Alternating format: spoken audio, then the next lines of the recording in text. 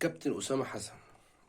والله يا كابتن أسامة حسن، عارف إن أنت من أفضل الباكات الشمال اللي لعبت في الدوري الممتاز أو اللي جم نادي الزمالك، وخاصة كمان لما كنت في إنبي. بس مش كده يا كابتن أسامة، مش كده.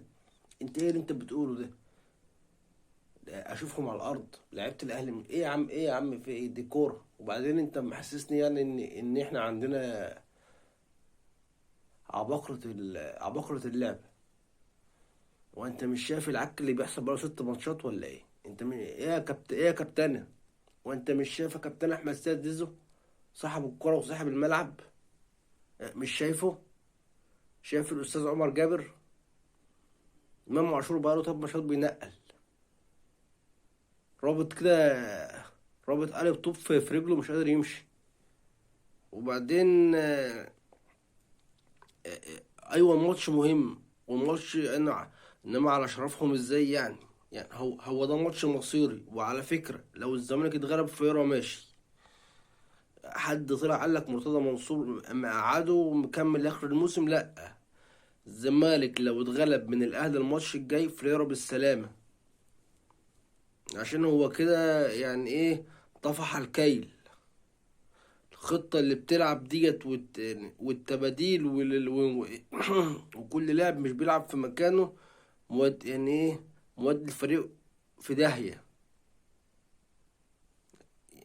ما يعني حتى لما بيجي يعدل الملعب بيجي يكحلها بيعميها. فالموضوع مش مستاهل اساسا خسارة. وبعدين الاهلي بالمستوى اللي لعبه في قدام سموحة، الاهلي فايق واحنا في الارض معنوياتنا زي الزفت. بس يا كابتن اسامه مش كده. انا ما اطلعش اشجع اللعيبه على الضرب والتكسير، لا.